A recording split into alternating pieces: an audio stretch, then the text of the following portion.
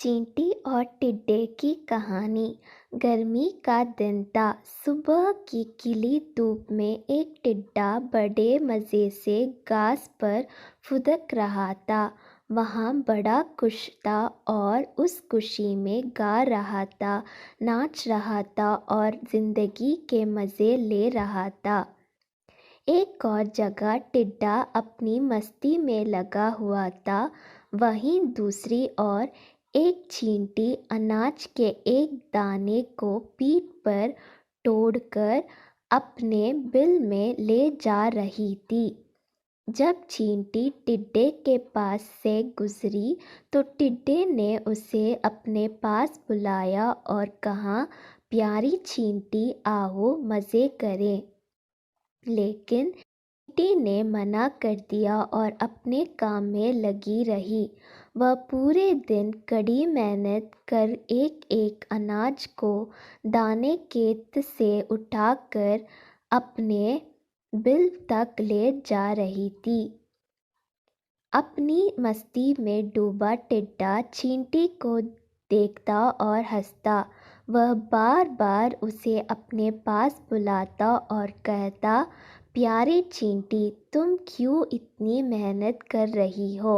आओ कुछ देर आराम करो, मेरा गाना सुनो। गर्मी के लंबे और उजले दिन हैं। ऐसे खूबसूरत दिन इस तरह से मेहनत करके क्यों बर्बाद करना। के मौसम के लिए भोजन इकट्ठा कर रही हूँ। मेरी सलाह मानो तो तुम भी ऐसा ही करो, वरना बाद में पछताओगे। अभी से ठंड के मौसम के बारे में क्यों चिंता करना, टिड्डा बोला। मेरे पास पर्याप्त भोजन है और ठंड का मौसम तो अभी बहुत दूर है। उसकी तैयारी करने के लिए बहुत समय है। अभी का समय तो मैं आराम से सोते हुए और मज़े करते हुए बिताना चाहता हूँ। मेरी मानो तो मेहनत छोड़ो और मज़े करो। टिड्डे की बात पर ध्यान न देकर चींटी अपने काम से लगी रही। पूरी गर्मी मेहनत कर उसने अपने बिल में ढेर सारा अनाज इकट्ठा कर लिया, जो ठंड के दिनों में उसे काम आने वाला था।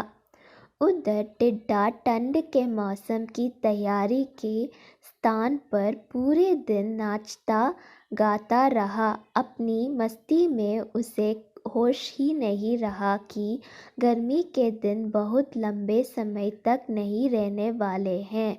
जल्दी ही ठंड के दिन और फिर बरसात के दिन आ जाएंगे, जो उस जैसे जीवों के लिए मुश्किल भरे दिन होंगे।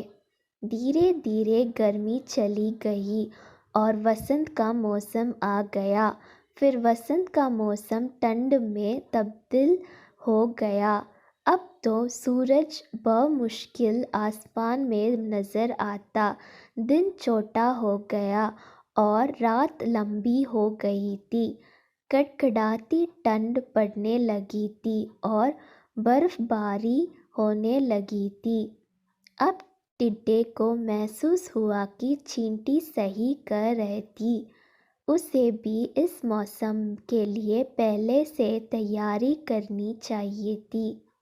लेकिन वह तो पूरी गर्मी नाचता गाता और मज़ा करता था। अब ना उसे गाना गाने का मन कर रहा था, ना ही नाचने का। उसका भोजन खत्म हो चुका था। वह ठंड और भूख से तड़प रहा था। उसने सोच नहीं था कि ठंड इतनी बुरी भी हो सकती है। उसके पास भोजन नहीं था, बर्फ़ से बचने का इंतज़ाम नहीं था। उसे लगने लगा कि जिस गर्मी के मौसम में उसने इतने मज़े किए हैं, शायद अब अगली बार उस मौसम को देखने के लिए वह ज़िंदा ही ना बचे। एक दिन भूखे से तड़पते हुए बर्फीले मौसम में उसकी नज़र चींटी पर पड़ी। अपने बिल में मज़े से आराम कर रही थी। اس کے پاس پراپت بھوجن تھا اور ٹھنڈ سے بچنے کے لیے اثر۔ ٹڈے پچھتانے لگا اور رونے لگا، اسے سمے برباد کرنے کا پھل مل چکا تھا۔ سیکھ: سمے کا سدُپیوگ کریں، انیسا سمے ہاتھ سے نکل جانے پر پچھتاوے کے سوائے کچھ ہاتھ نہیں آتا۔